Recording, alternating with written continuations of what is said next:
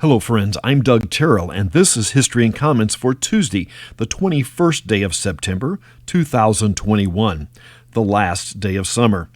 French by descent and Canadian by birth, except it really wasn't Canada at that time, Louis Joliet is born near present-day Quebec City in 1645. Joliet and priest Pierre Marquette are the first Europeans to explore the upper Mississippi River Valley. Joliet, Illinois is named for him. The Scottish versus English Battle of Prestonpans occurs on this day in 1745. Scottish forces defeat the British in about 30 minutes. Prestonpans is well removed from the Highlands, the area of north and central Scotland where the Jacobite forces were most powerful, and is closer to the English border. During the Revolutionary War, New York City is one of the prime cities in the colonies, and a reasonable portion of the war took place near there. On this day, the British occupied portions of the city and set it ablaze. Later in the Revolutionary War, Benedict Arnold gives the plans to West Point to the British Army. West Point at this time was not the military academy we know today, but a fort that was first commanded by and named for Arnold. He had risen in the Continental Army to the rank of Major General, but still felt slighted and passed over by the Army. Herbert Arthur Chamberlain Bligh is born on this day in 1849. He is a British actor who used the stage name Maurice Barrymore. His greatest legacy might be the acting careers of his children, John, Lionel, and Ethel. He is also the great-grandfather of Drew Barrymore.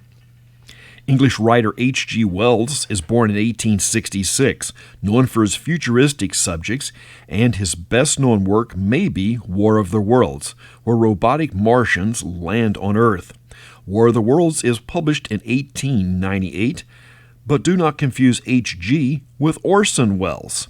H.G. wrote War of the Worlds, and Orson adapted it to radio in 1938. The two are in no way related. Chuck Jones is born in 1912.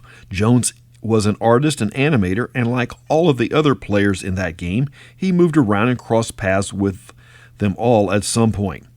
Jones was the producer and director for the Warner Brothers cartoons. Watch the credits, and he is there for most of them. His later works include How the Grinch Stole Christmas and Horton Hears a Who. Actor Larry Hagman is born in 1931.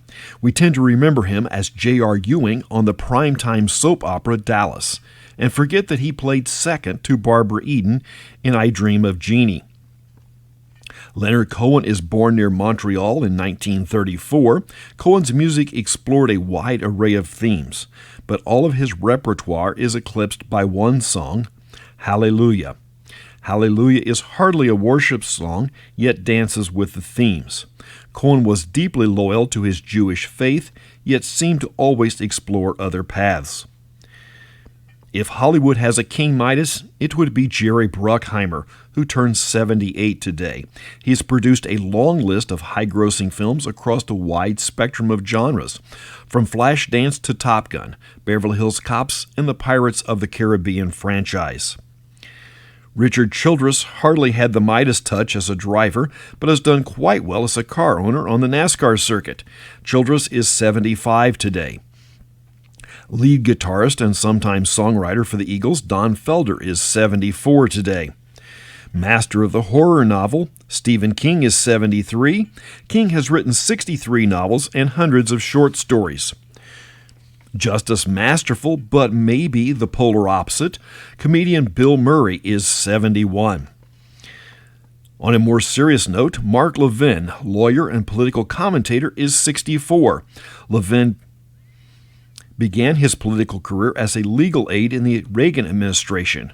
While back in private practice, he became a legal consultant to the Rush Limbaugh show, where he attracted the attention of sometimes guest host Sean Hannity. Today, Levin has his own syndicated television and radio show, and he has also authored a list of books, all in a conservative theme. Country singer and sometimes crossover artist Faith Hill is 54. Hill is among the most successful artists of all times, selling over 40 million albums. Sandra Day O'Connor is unanimously approved by the U.S. Senate as the first female Supreme Court justice in 1981. She had been nominated by President Reagan just 4 weeks earlier. And that's History and Comments.